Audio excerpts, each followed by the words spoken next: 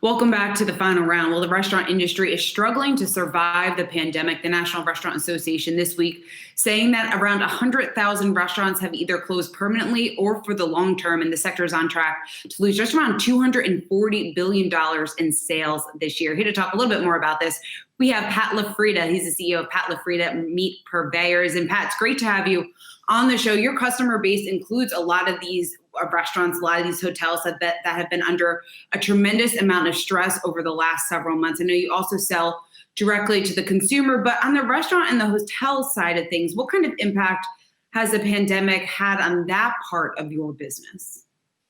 Well, about 95% of our business was selling to those high-end restaurants. So on March 16th, when those closed, that truly was a pandemic for us fiscally, especially with our accounts receivable as high as they were. So basically, most of the meat that was sold in January, February, and half of March has not been paid for.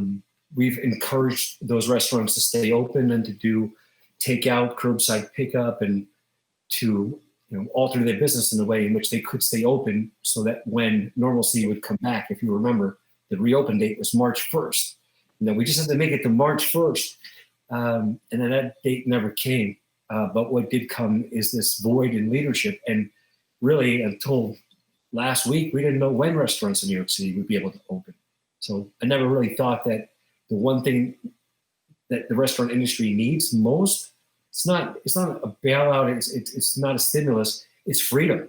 We need the freedom to use the data and act accordingly. If we all remember, we were told we were not going to be political about this. We were strictly going to use the data. And according to the data, we should have been open a while ago. Well, Pat, going off of that and what we have had happen over the last couple of weeks, the last couple of months, and looking ahead, we mentioned all this uncertainty. Have you shifted your business at all as a result? Or do you plan to make the direct-to-consumer part of your business at least a little bit more of a focus here, at least in the short term? Absolutely. So we had already branched out and diversified into retail. So supplying retail, as in even Amazon, was one of the biggest users of our products during this pandemic. So between retail markets like ShopRite, Amazon, Fresh Direct, and our own home delivery. So not only do we have our own home delivery, we fulfill meal kits like Shake Shack's kit. You could actually buy a Shake Shack kit and eat burgers from it, all fulfilled from our facility because of our employees. I did not want to let anyone go. So I was able to retain all of my staff for this reopening date to come. And we've been successful in doing that. We went as far as allowing our day staff to bring their children in for those whose schools did not open, which seemed to be a little bit more than we expected.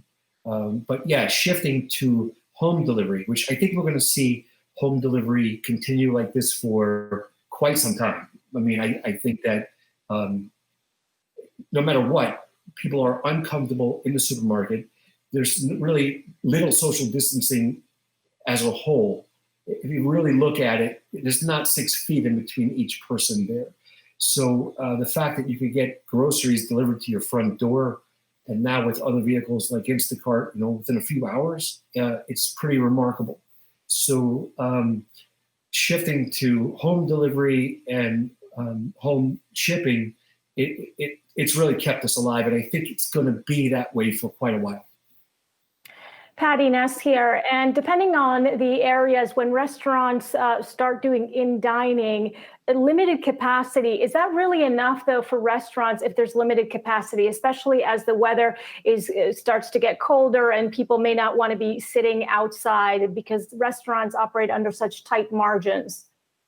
Well, in New York City, there's no choice. So at the end of October, outside eating gets taken away.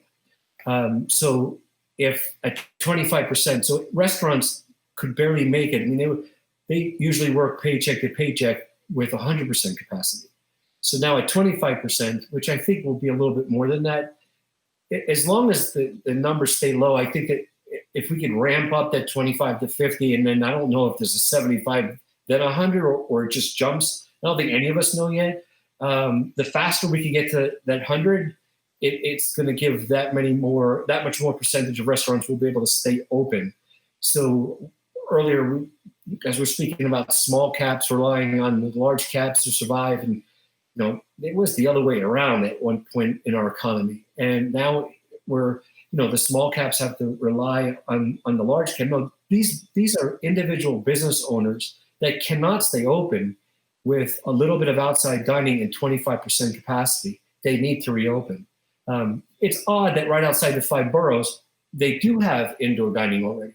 They're already at 50%, but you step 1 foot onto that 5 boroughs, anywhere in that boundary, and it's not till the end of this month can there be any indoor dining. So it's going to be a struggle. There's not a doubt about it. And many are going to reach out and cry for help for the restaurant industry. We can help restaurants by participating in visiting those restaurants. But what have we seen in New York City? As a result of restaurants being closed, it's one main reason you have an exodus. We have to get people back into New York City. And it's going to be quite a while before Broadway opens again. And I understand that the seats are very close together, but you really need all of that attraction to get restaurants full for restaurants to be profitable. So at 25%, the profitability, they'll continue to lose money for quite a while until they're able to fill to capacity again. Hey, Pat, we only have about a minute left here, but you have such an inside look at this. And I'm curious, what percentage of your clients are at risk of going bankrupt or have already been forced to close because of the pandemic? I have a stack of Chapter 11s on my desk. I would say that 50% of all restaurants that did not open at all during this, that stayed closed, they're already closed up. They're done. They're never reopening. Some are calling me to say hello from other countries, from the suburbs, they're just not coming back to New York. So at least 50%. And we have about 1,600 restaurants that we service in New York City. So if of the 1,600, if maybe 500 or 600 of those didn't, they didn't open in any capacity, it's 250 or 300 restaurants just closed, right? And these are very frequently used restaurants. They're our favorite places, and for them to not be able to open, and fiscally, it's impossible. Yeah, it is. And we know that they're so important, not only from a job standpoint, obviously they employ so many local workers, but also just from a culture standpoint, from cities and everything. So if we see mass closing, that's obviously, it's very, very worrisome for the economy going forward. Well, Pat LaFrieda, great to have you. Thank you so much for taking the time to join us, CEO of Pat LaFrieda Meat Purveyors. We'll talk to you soon. Thank you for having me.